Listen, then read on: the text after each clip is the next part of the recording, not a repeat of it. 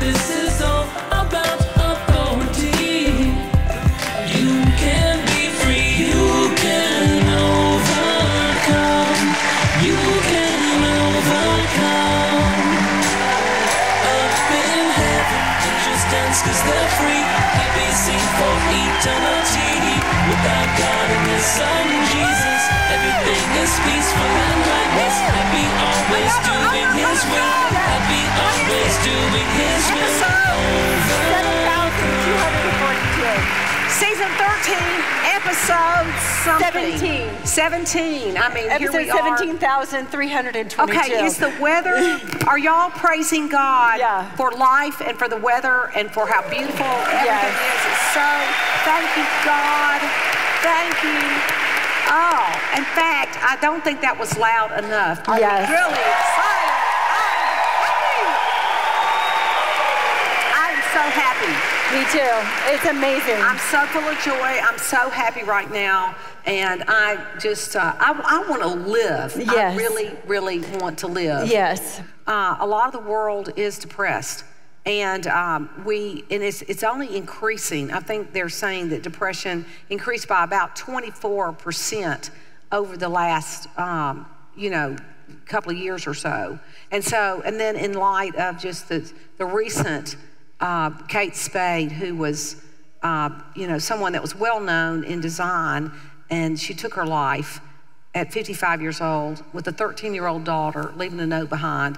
I mean, these things are bound to be things that everybody's thinking about. Why and what is it in there for our children? And are our children going to be, how are they going to be affected by all the drugs that they're being put on to counter the increasing depression that's going on in this country? So tonight, we have hope story after hope story after hope story. We have a short lineup, and then we have some special guests that are going to be coming up tonight to tell you their story of how they turned to God, and then they are off the drugs, and now they are full of joy. So please join Candace and I in welcoming our lineup and our guests for tonight. You can be free, you can overcome. You can overcome. Up in heaven, angels dance 'cause they're free. We sing for eternity. I was depressed for many years. I actually was on antidepressants for well over 10 years, and I also went to therapy, and I had no hope, and I was very just sad all the time because I thought about myself. I learned about the teachings at Way Down here, and I had lost 40 pounds. And I also have learned how to turn my thoughts away from onto myself and onto God. And I have this relationship with God. I have a lot of hope. And I went from having no joy to one of my favorite things to do is to laugh. So if I can do this, anyone can do this. Thank you.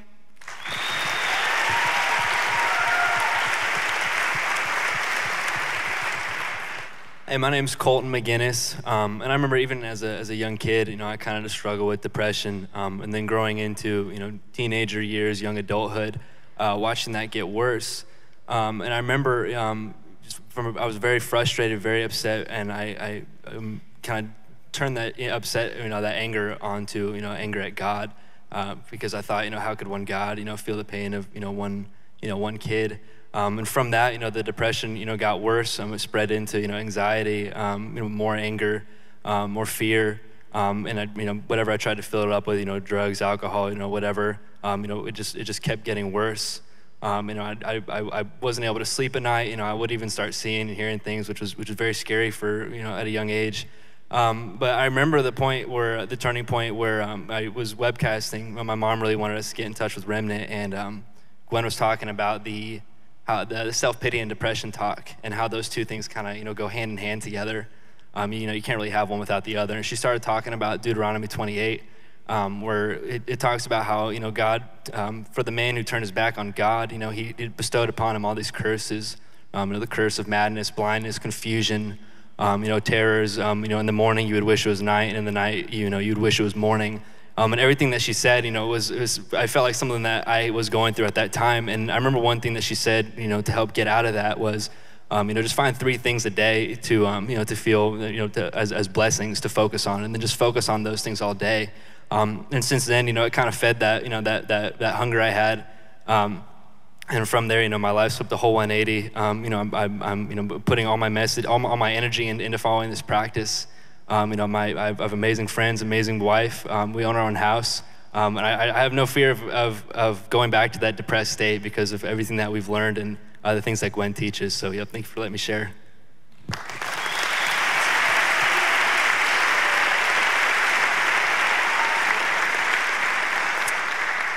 Hello, my name is Catherine Zanoni, and when I was 37 years old, I was married with 4 children and weighed 80 pounds more than I do today.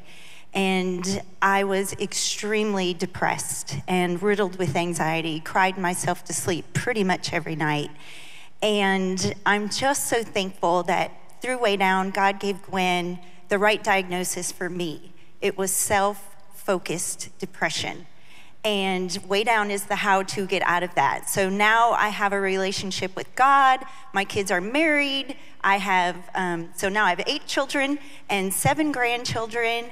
And if it wasn't for putting into practice everything that you're taught here, I just don't know where I would be. But instead, my life is full of peace and love and joy. And there is so much hope for you too. You can do this.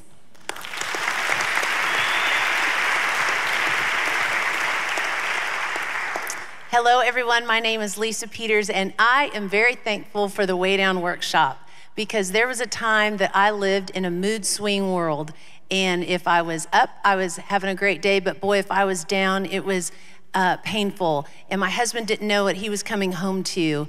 And my mood swings and depression and anxiety and control and worry, all of that came from the heart that wasn't with the relationship with God. And here at Way Down, when I cried out in 1998 and said, I'm done living for myself, I went into a Way Down class that changed my whole life. I wanted to lose my weight, but God worked on my heart and my emotions, and now my life is full, just like Catherine said, that you're full of love and joy and peace and laughter, and we have much to look forward into the days to come because of living for God with a whole heart, and that's my whole life now. And I'm so thankful for Way Down. So if you felt despair, now we have hope. And if you had no joy, now we have lots of joy. And there's hope and healing for everyone in that situation.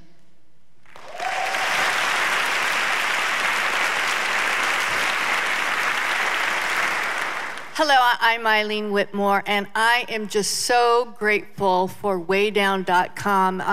I think I was depressed most of my life, and I just didn't know any different. I can remember being a small child and not wanting the parents I had. And, when I was a teenager, I thought about killing myself. And I remember looking in the mirror going, why would you want to do that? And even in my 20s, I was on antidepressants. And I had anxiety attacks when they weren't even called anxiety attacks. I mean, I don't remember having a name for them. And all through the years, it just seemed like I would be okay for a while, and then I'd be on antidepressants. And then in the late 90s, I was in my car, and I heard this woman, Gwen Shamblin, for only about 10 seconds, talking about, no, you can lose weight without dieting. And I remember going, wow, I never heard anything like that. And I just went looking for her, and I found waydown.com, and 52 pounds lighter and a happy, joyful life. That's what's available. It's what I have today. And I just encourage you, waydown.com. It is the best. Wow. Very sweet. Very sweet.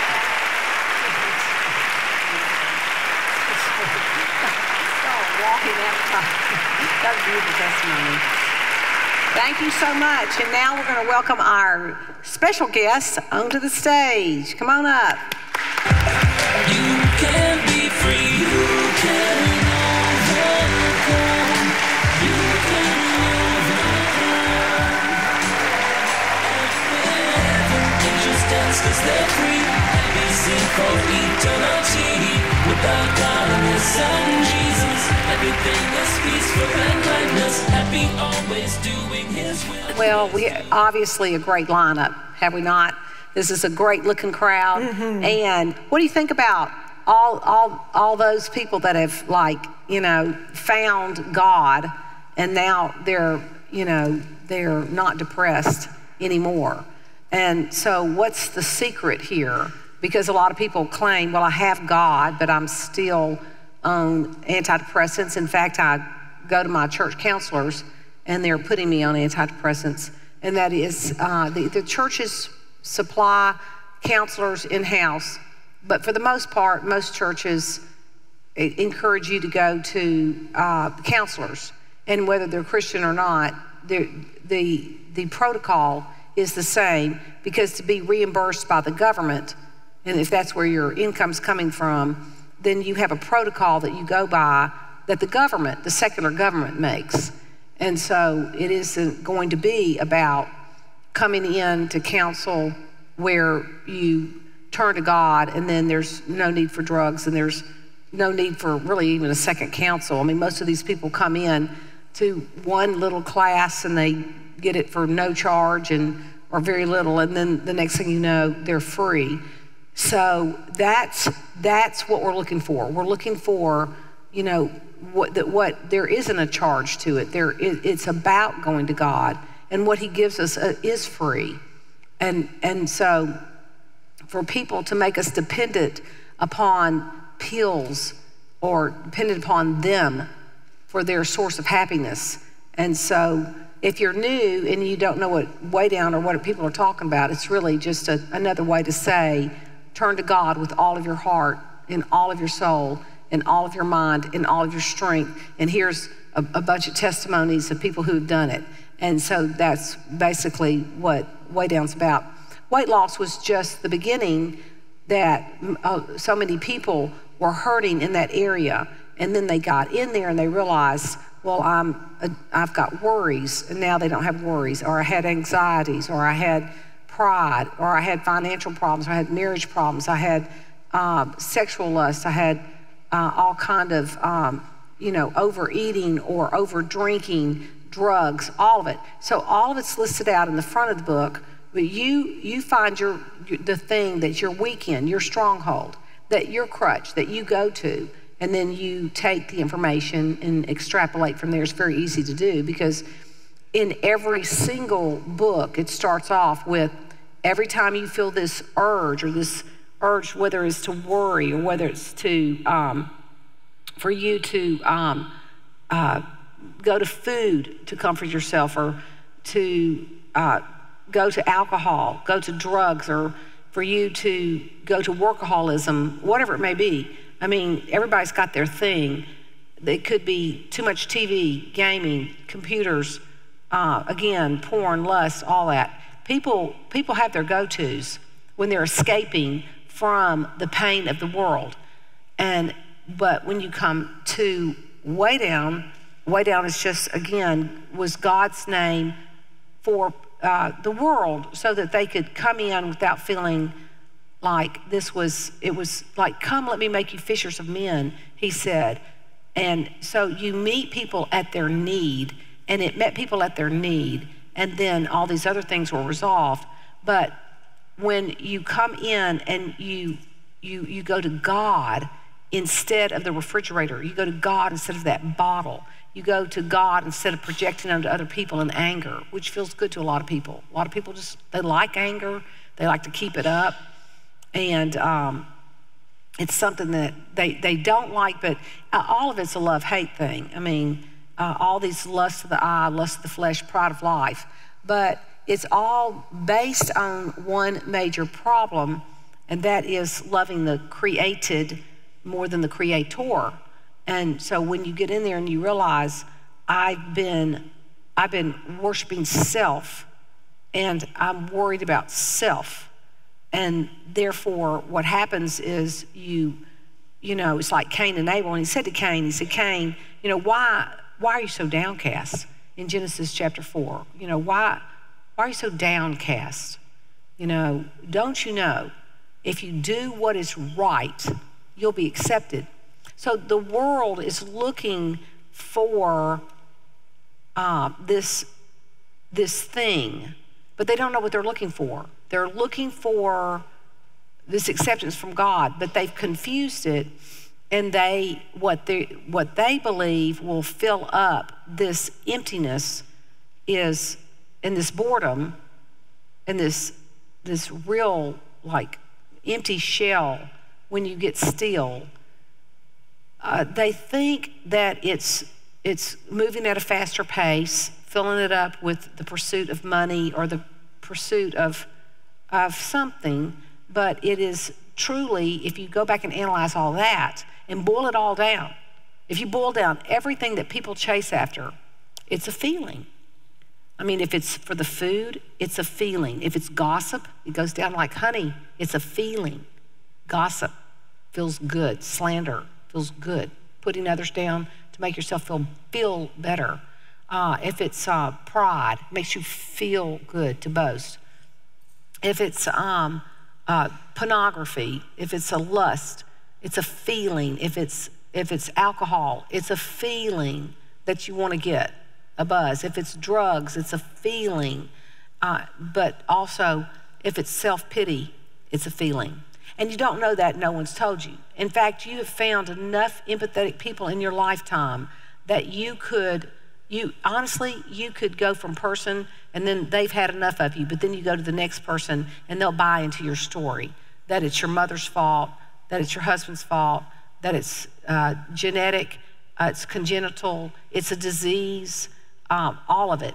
You will find physicians, nurses, counselors, so you'll find a whole medical world of people that will empathize with you, and then you'll find a whole group of world of empathetic, religious people, and then you'll find unsuspecting, other people. You can find anybody to go in there and buy into, and there's a feeling behind this self-focus, this self-pity. Pity feels good, or it has a feeling to it. But the problem with this is it gets you nowhere, and it eats up all of your time in your life, and you look up and you need more self-pity because you're in a worse shape than you were before you started. You haven't cleaned your house, or you haven't gotten your work done at work for your boss, and you're behind, and you're wanting to escape that, and your finances are messed up, and then your marriage, your relationships are messed up, and because of so much narcissism and focus on self that you can't even reach out. I mean, bottom line, if you go to depression, once you start hitting into this depressed feeling, your arms, you can't hardly lift them. They get heavier. They actually feel heavier. And it feels good to sleep away, so then you go to the sleeping pills, and then to wake up, you go to uppers, and so everything starts leading into all the. Of course, I wrote all this stuff when I wrote this stuff when I was in my 20s. I put it down. Okay, if they've got a page they can stick up, but there's a pathway, and it talks about self-focus, depression, and you go down that path 1, path 2, path 3, path 4, but all of them lead to an ever-increasing focus that's never going to get you out of it. But what I found was the number one thing that people were saying when they came in to Way Down, which was about teaching them how to turn from a relationship with themselves or with the world to a relationship with God, and a genuine one, not fake or whatever. I mean, literally, one of the first things was just teaching people just how to find God speaking to you. And they'd been in church all their lives, and they'd been in church, and everybody had seen every religious writer in the world, but none of them, I mean, if they had found like God speaking to them through a Bible flop, they would be embarrassed to tell people, right? And so I was the only one that was dumb enough to get out there and make myself look like an idiot and go, hey, just like, pray and let the Bible fall open. And so it was definitely a signature of Way Down, but what did that do? It didn't make you dependent upon me. It made you dependent upon, like, you were going to God for a word. You were going to God for acceptance. You were going to God, you were opening up your mouth, and I will fill it, says the Lord. And so the Lord will speak to you. And so that was strategic. But strategic number 2, as you're going to see these people who came out, is going to be that, and that's probably the next to teaching you how to get a relationship with God. I've spent almost all my life teaching people what I know, and it's only because I lived it, what to do with pain, what to do with suffering, how to interpret it. And if you don't have that, if you think it's random, if you think it's something that you just cover over and everybody just has it, if you don't see it as screened by God, like in the book of Job, where Satan said, he goes, what are you doing, Satan? He goes, I've been roaming the world looking for somebody. And he goes, have you considered my servant Job? There's no one like him in the land. He's upright, and in all his ways. And Satan said, well, he's upright because you give him so much. I mean, he's got everything. He's got the big house. He's got a wife. He's got all these kids. He's got a great livelihood, tons of resources. And so he's got a lot of stocks and bonds, so to speak. I mean, you've given him everything. He's got respect from the people. And so God says, look, okay, you can take away this, but don't touch his body. So then he does that, and Job doesn't fault God. So then Satan goes back and says, well, you've didn't touch his body. There's no pain. He goes, okay, you can do that, but don't kill him. And so Satan put boils, and it affected his looks, and everything was, he was very miserable, painfully, and then he had lost all of his children, all of his livelihood, all of his money, everything. His wife said, curse God and die. Basically, relationships, all of it. His best friends would never agree with him that he had not done something wrong. And so in the end, God comes back and restores him. If you don't think that God is not going to test you, and if you don't think it's not going to go to the 11th hour before it's released, then you wake up every day in a boomerang of which you do not know what you're in. And so your head's spinning because you do not know that you have awakened to God stretching you and molding you into a character that he wants, that's there for eternal life. And now's your time. Now's your 70-year time to be molded. And if you don't think that pain is not the ingredient that's used to get you where you're melted, so you've got to put the temperature up pretty hot for things to melt down so that it can be reshaped. And pain is the equivalent to a high temperature.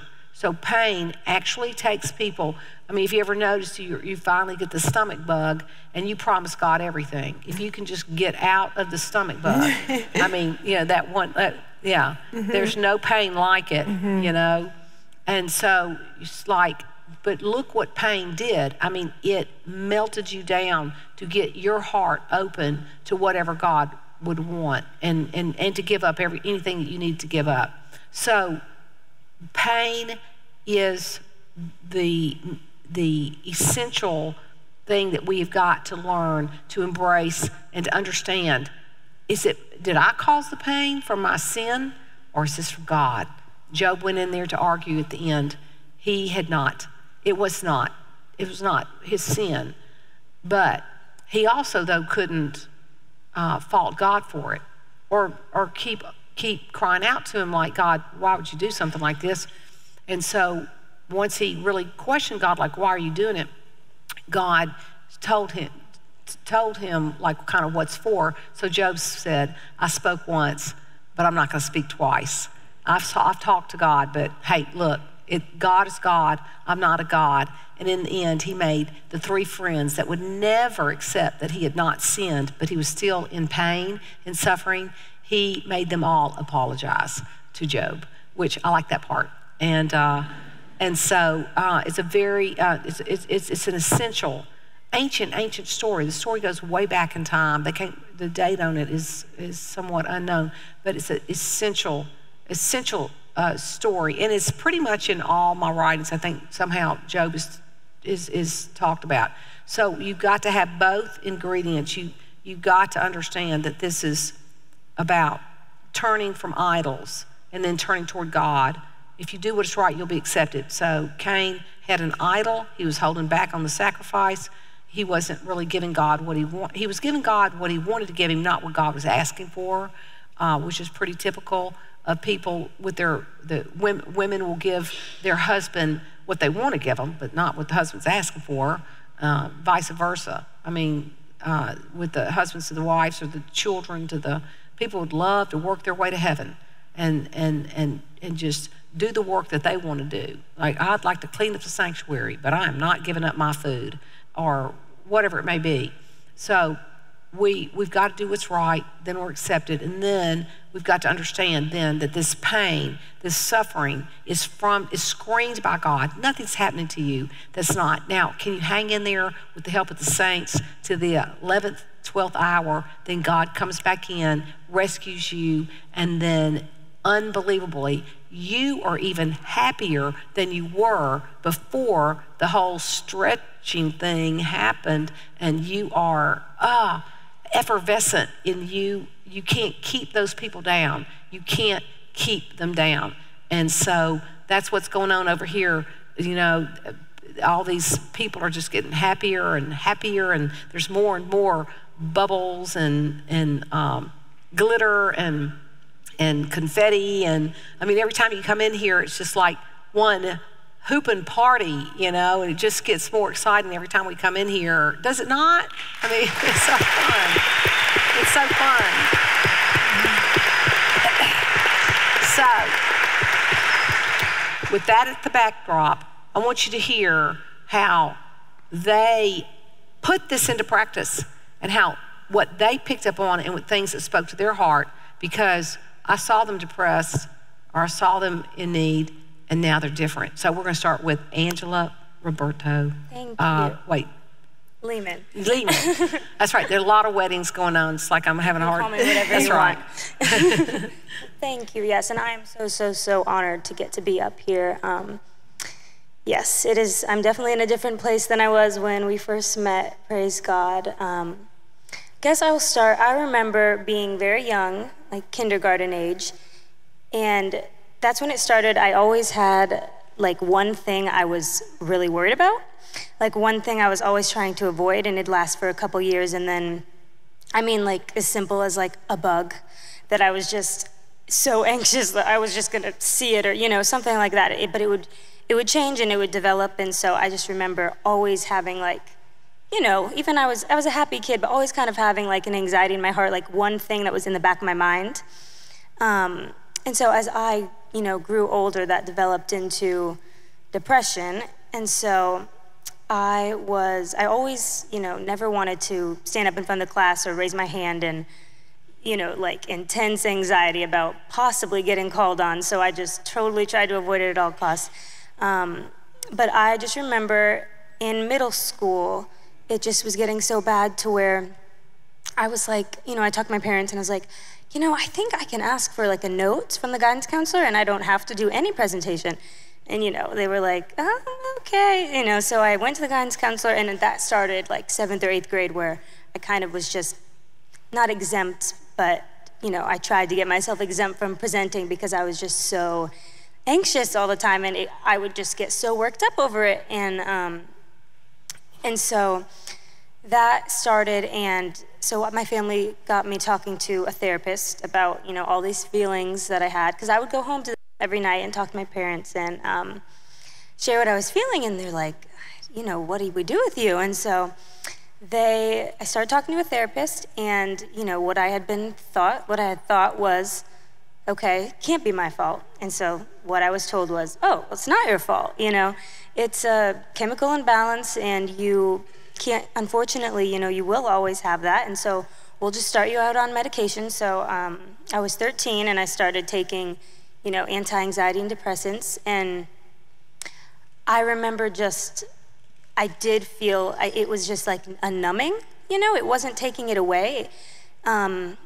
you know, it actually didn't work at all because I'd start out on a dose and then 3 or 4 months later, I'd go to my parents and I'd say, you know, I don't think it's really working. And so they would, we'd go back and then they'd say, oh, well, we'll just up your dose because we just got to find the right number for you. And so, you know, it ended up I was on a very high dose for like someone my size, someone in general, but especially like a young girl. But, you know, nothing worked. And so it was in the middle of sophomore year and my parents just decided, you know, we're going to pull you out, we're going to homeschool because school's too much for you, you know. And it was every Sunday night for years I got sick. So just anxiety, and I would just tell my mom, you know, I feel so sick, like I'm too sick to go to school. And then like eventually, of course, they noticed a pattern, like, okay, every Sunday night you're getting really worked up, not wanting to go to school.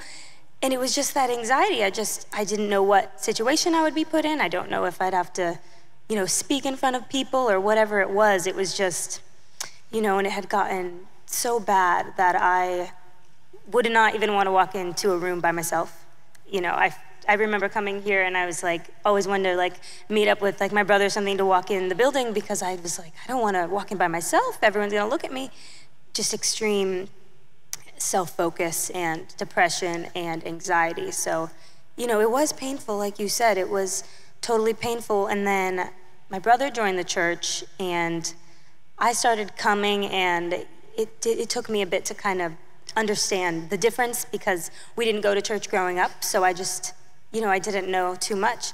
And then I met my now husband, Owen, and, you know, he is just absolutely the opposite of anything sad or anxious. He's just like happy, free, no worries, go by the Spirit. And I was like, gotta have a plan. I need to know what's gonna happen. I need to prepare. And so he helped me so much, and he did bring up the idea, you know, he helped me understand that I didn't need my medication, and I was immediately like, you're right.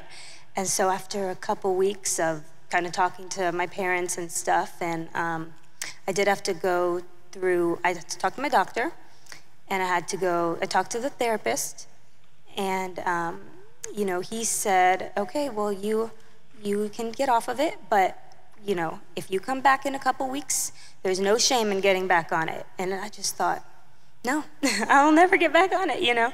And so it was just so sweet because immediately I was much more free. And, you know, people say I looked kind of like glazed over in my eyes, which I totally believe, just kind of, you are numb. And so just so much more free. And of course there was testing. You know, in the beginning, I did feel that anxiety. I did feel that like test of like, I want to worry, I want to be sad, I am sad.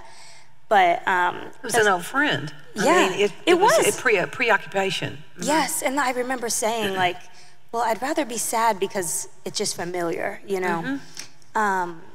But a saint told me, my sister Mariah Leaman, I remember she told me, she was like, even if you have to get down like on your face every 10 minutes and you say, God, take these feelings away, and he takes it away and you get back down 10 minutes later, I did that, you know, I did that for a couple months of like intense, like, God, like, I want every thought, like taking every single thought captive. And it was intense. It was minute by minute, like you say, you know, truly. And, but it worked. And now I do feel like it's just sweet. I'm so happy in my heart, like so much peace, so much joy. Even the last couple weeks, I was just telling my husband, I was like, I just feel like happy, like I just feel more joy than I have before, you know, just, and God's just blessing, and it's just sweet because I know I would be in a very, very dark place, you know, truly. Would I be here? You know, I just don't know, but God is so sweet, and he does give, he does fill the heart, and that's what I needed, was I needed my heart filled, look off myself, now onto others. You know, you can't be self-focused if you're giving someone a hug, you know? If you're going in and you're like, you're loving that person, then you're not gonna be thinking, well, what are they thinking of me? Because you're just saying, I just wanna love them, you know? And so it's been sweet, but yeah, just thank you for everything, because— Oh, thank God. No. Thank God. Thank God, yes, thank God. I'm so grateful.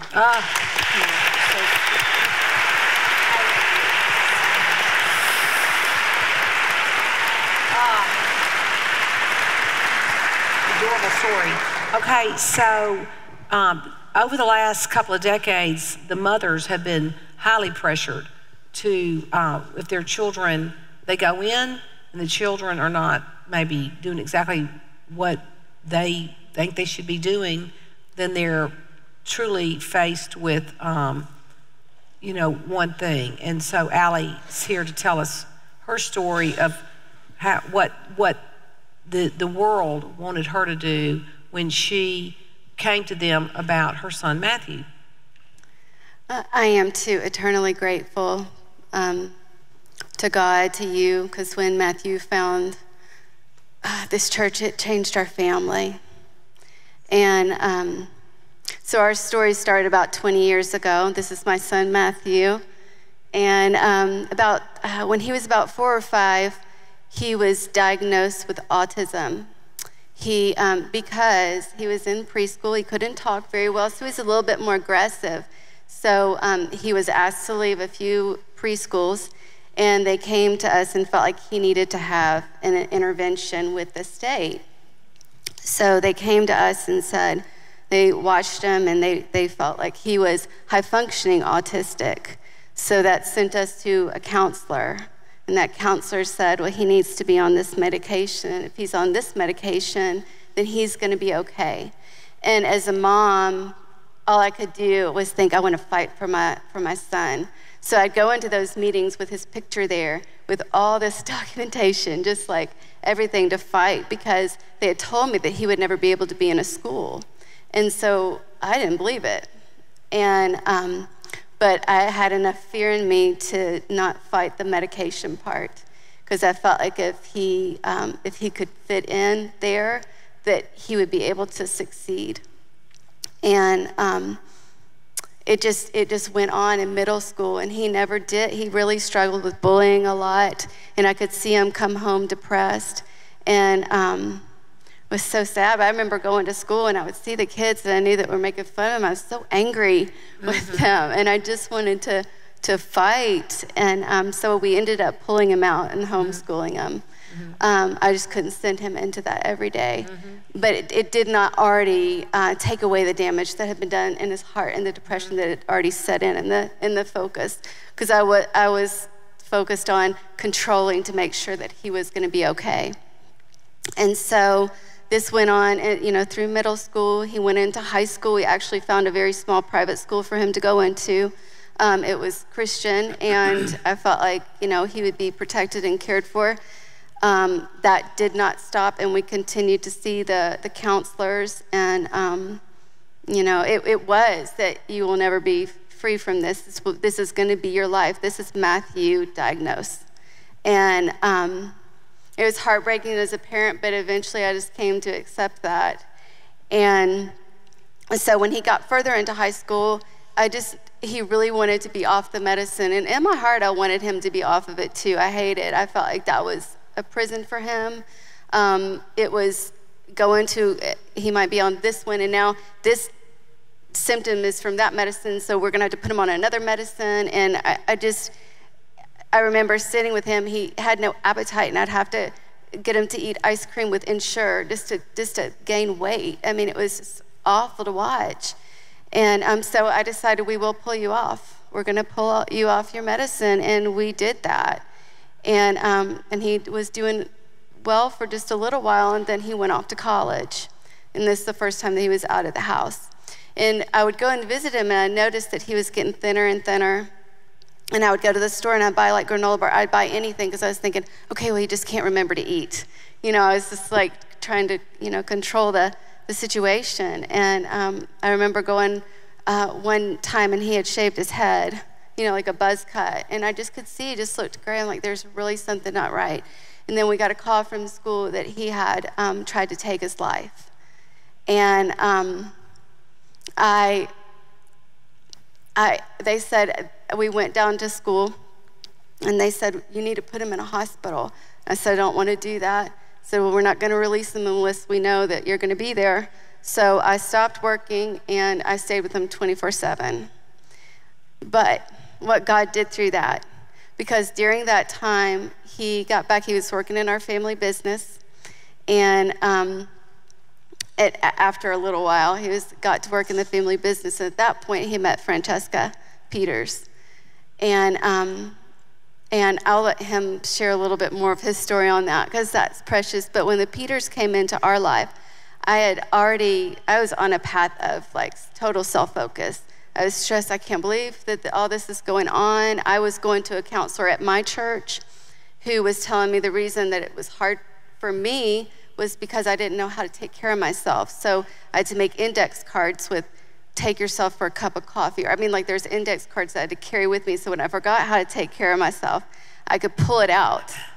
Focus more on yourself. Yeah. Focus more on yourself. So focus more on myself. The exact opposite of what we're saying. So that made for a lovely wife and a wonderful mom. And I would basically wake up to go to work and do what I had to do to come home to go to bed. Like, I hated myself. I spent years trying to learn how to kill conviction in my heart that it wasn't right, the way that it wasn't right to focus on myself. And so it came to a place where Matt had been in a relationship with Francesca for a while. We'd been in the Peters' life. I could see something different in their lives. But I wasn't ready to let go of that part of me that got to, focus on that part. It's a hate-love kind of thing that I had for myself. Yeah. And I just remember I came to a crossroads. I was about ready to lose my marriage. I had pushed everybody away because he wants to be around a total self-focused person. And I remember looking and saying, I can choose two roads. Like, the song, The Two Roads, I remember looking at it and said, I can choose that, where I get that sorry for feeling or whatever, or I can choose to run the other way and leave it all behind, and that's what I did. And I praise God because the Peters, Lisa Peters, would come, oh, you're getting up today, or, it was the accountability, it was them taking our arms. And not only that, watching Matthew, when he said he wanted to be free from being on his medicine, and that was hard as a mom that thought that I was going to lose my son. But he wanted to do that. He was 19, and so I watched him walk it out. He was slow to speak with us. He walked it out with such respect, and it was his changed life and them in our lives that made me see something different and gave me the first glimpse of hope for something else.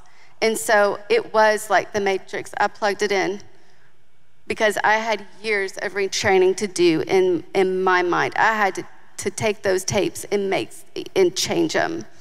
And so I did. I stayed plugged into All Access. God put us with people that put us in the middle of the pack. And I know that was him because that was part of it too. And then, TrueStream, just, staying plugged in, but it did change our lives. And to be free from that, like anytime I think about the things that you say about, are you sitting in the back? Are you not really plugged in? Like those little things are triggers. If I'm like kind of not wanting to hang around or something, I'm like, oh, that's a trigger. I don't want to go there. I'm getting right back in the middle because I hated it so much. It's so amazing to be free from that self-focus. Oh, it's a beautiful feeling. It is. So that's...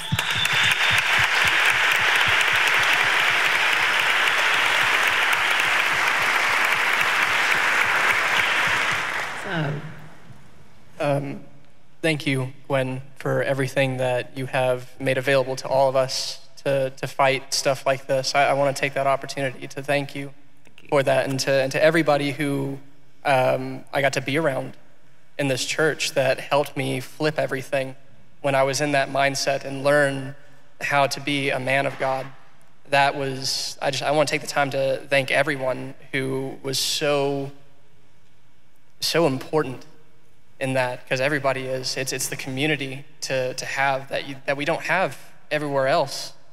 I remember when I was really young, going into the psychiatrist's office, I remember the psychiatrist asking me how I felt. And I would tell him, well, I would feel like this or that. I was probably 5 years old. I didn't really know what I felt. So he would be like, okay, well, you need to take this pill now and you're gonna be okay. And I'm like, there's something wrong? I didn't know. And I remember growing up having to take the medication. It was a daily routine, and it was It was over and over and over, and it steadily grew to, okay, well, you were just supposed to take this medicine, now you have to take this one. Okay, now you're taking both of these medications, but that's bad for you, so you need to take this medication too to make sure that those two medications aren't bad for you anymore. And so it kept growing and growing and growing and growing until I was taking 4, 5, 6 medications a day, something like that. And being 11, 12, 13 years old, I'd go to the child psychiatrist who would tell me, well, there's something wrong with you. I'd be like, what? Okay, what's wrong? What can I do to fix it? And then there would be like the bullying in middle school where kids would just tease and make fun, and they would pick on me. And that would just enforce what the psychiatrist had said. So you would think, well, okay, there's something wrong, then what's inside? What am I doing wrong? Where can I fix it? What can I do? And going into high school, it kept growing. It kept growing and growing and growing until I got to college when I did try to take my own life. I sat in my dorm room and I had good grades. I had friends. There was really no reason for it. It just came on all of a sudden. And I thought, all right, I don't want to do this anymore. And so God let that fail, which led me to the hospital on campus, which led me back to my parents, which led me back to our family restaurant, which led me to Francesca, who showed me this truth. And when I was attracted to her, I wasn't attracted to her just because of like beauty or, she had those shoes on or she had cute dress or whatever. It was that she glowed with kindness and love that I had never seen before. So I had to be like, okay, well, where did you get this? I want this. And so coming to this church, I remember the very first time was actually You Can Overcome show.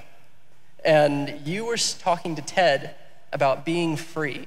And it was, we had talked about the weight, we had talked about all that other stuff, but you had mentioned like, okay, there are people here who have gotten out of anxiety medication. There are people who have gotten off of depression medication. And I was like, okay, yeah, absolutely. I'm all for that. Let's do that.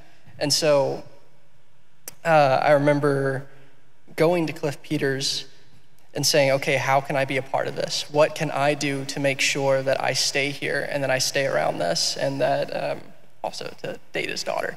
But it was, I can't forget that part. That part's really important. And it was so loving. It was like you just opened up a fountain and then it was just as much as you could hold or as much as you could take in of love and of truth and of healing.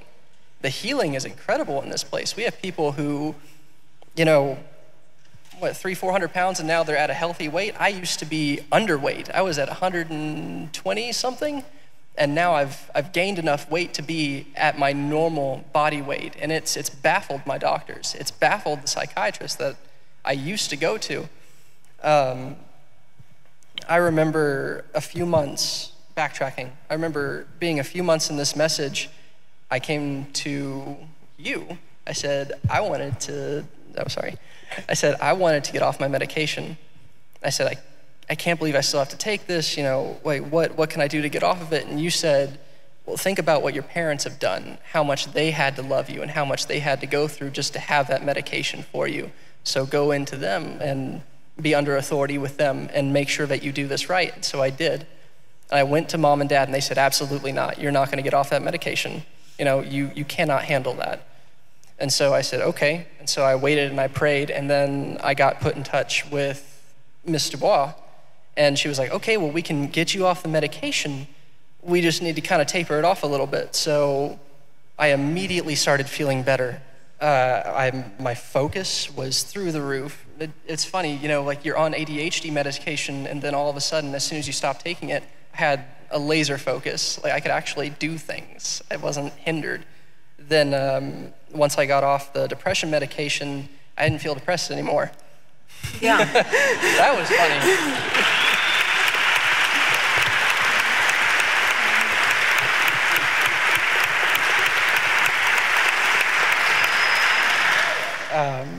But yeah, it just, XYZ, whatever. And then I remember going to the psychiatrist and saying, okay, I'm off my medication. Like, what can I do to make sure that I stay that way? And he said, this isn't something that you're gonna get healed from, it's just maintenance.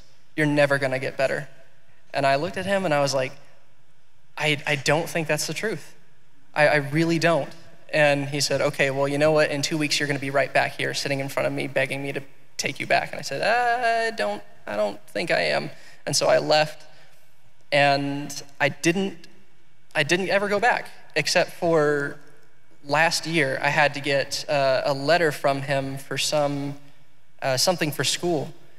And he greeted me at the door. He heard that I was in, and he shook my hand. He said, how are you? And I said, I'm doing wonderful. I'm doing fine. I found a place where I'm loved. I found a place where I got healed, and I don't have those kinds of thoughts anymore. I don't struggle with that anxiety. I don't struggle with that depression. I don't struggle with that anymore. So thank you so much for asking. How have you been doing? He's like, I've really thought about you a lot recently, and it's just amazing to me that you're still here. And I want to know what worked for you, what made it click. And I said, well, there's a small little place called Remnant Fellowship. It's a lovely, lovely place full of lovely, wonderful people, and I really think you should check it out. And it was...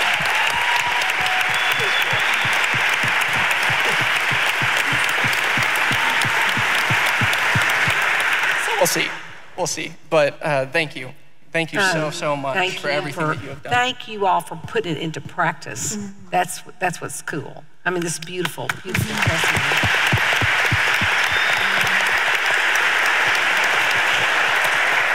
Okay, so Miss Nickie. Hi, well, I'm very, very honored to be here, and to have a testimony to share is amazing, and I praise God. For me, a lot of my self-pity and depression started very, very early in childhood. I, in my mind, had a very painful childhood, and a lot of frightening things that I witnessed and experienced as a child that I didn't know how to cope with and didn't know how to deal with. And so into my adolescence, became very depressed, very suicidal. And I remember a point of being ready to electrocute myself, and sat for an hour contemplating that. Was I gonna do it, was I not? I was so depressed and didn't know a way out. And thankfully, something, I believe it was God somehow was telling me that that was not, what I needed to do. And from that point, threw myself into academics. And academics really kind of saved me, so to speak, through my teen years and into college years, because it gave me something else to, productive to focus on. But going into adulthood, there was still this heaviness and this very victim mindset because of what I had been through, what I had experienced, what I felt like I didn't have, what I felt like other people had, and never could pull out of this cycle of just low times, and would find myself, crying for hours and didn't know why. And I started going to, after I got married, started going to different counselors and therapists and things like that, thinking that was the answer, because I think that's what most of the world believes is the answers. I was very heavily involved in a church for 20 plus years, up until just a few years ago. And a big part of that church culture was starting to mesh with counseling, and many of the ministers were marriage and family therapists, and were encouraging me in this direction of depending on counselors and medications and things like that. So I want to say in my late 30s, I got to a point where I just had so much depression that I did make the decision. I was diagnosed with fibromyalgia, but a big part of that whole cycle of pain and not able to sleep and sadness and all that really was, I believe, a source of depression. So started taking 2 antidepressants and was on those for about 7 years. And to describe what depression really feels like, it really is a heaviness. It's a heaviness that you feel like you can't get out of. And I would liken it to being underwater, where you can kind of see things going on, but you can't communicate. or literally having something chained to your ankles, and you're trying to walk, and you're trying to get through life, and you're trying to take care of children, and you just feel like you can't. There's just this unbelievable heaviness. And also struggled with panic attacks, and literally my heart beating so fast I felt like I was gonna die. The most miserable feeling. And all of it, I didn't realize at the time, was just this extreme absorption with self and my problems and my life and my plight. And I feel bad, for my husband, because, he went through all of this with me and was trying to be a support and was trying to be a loving husband. But, what do you do with this wife who just can't pull herself together?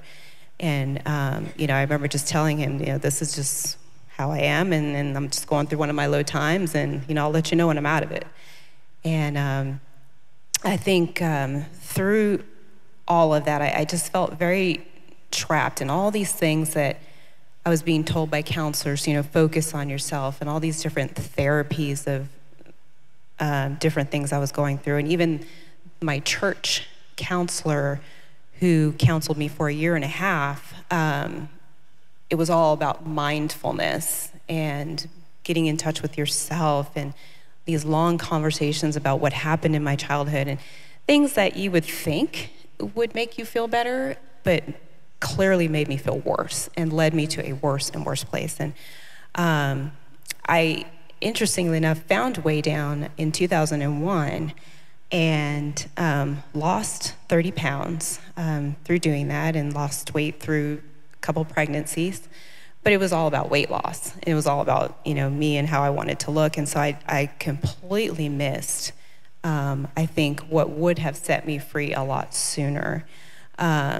A decade or so later, I actually started taking classes. I took the breakthrough class, and that really was what opened my eyes, I felt like. Because I think that was the first time I really understood anything about God's pain and how God felt about what I was doing to him.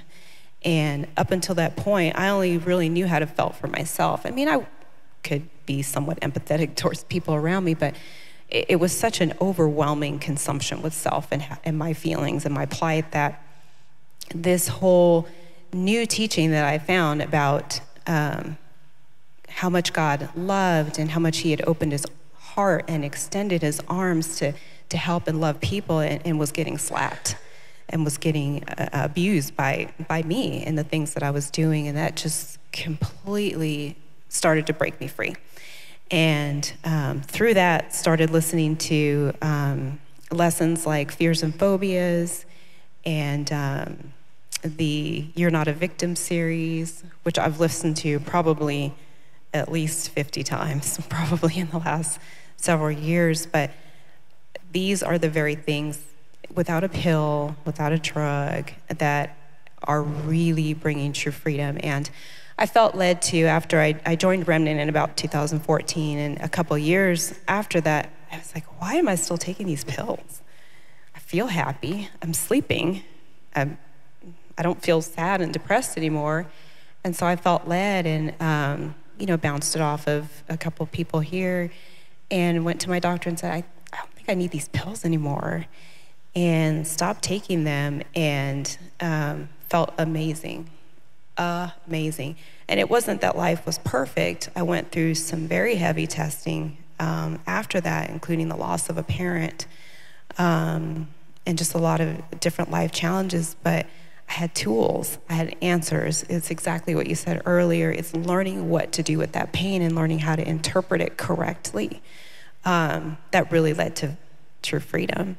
And so, even now I can kind of feel myself going to that place when things get tough or when things get hard. I'm like, oh, no, wait, we're not going there. And I go back up to God, and I fall on my knees, and I start counting my blessings. And I tell my boys all the time, okay, let's count our blessings. And it's the happiest, it's the funnest, and life is so different. And God reminded me of a scripture that I had read a long time ago of, somewhere in Psalms where it says he drew me out of deep water. And that's exactly how I felt. I felt like I was buried and was pulled out of the deepest, darkest water and pit. And I can't say enough about this true freedom and this true happiness. So I've been off antidepressants now for 2 years, full of joy, full of happiness, full of freedom, sleeping great, no pain, and it's amazing. So I praise God.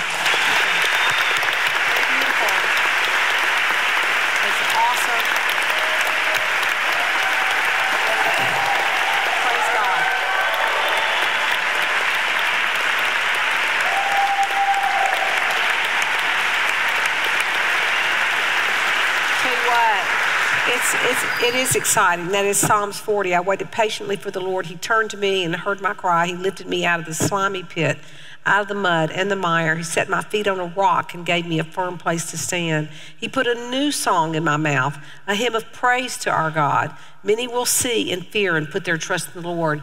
Tonight, many have seen and now put their trust in the Lord. Praise God, for He is the answer. Praise God. Thank you. You can overcome. Up in heaven, angels dance 'cause they're free. Happy sing for eternity. With our God and His Son Jesus, everything is peaceful and lightness. Happy always doing His will.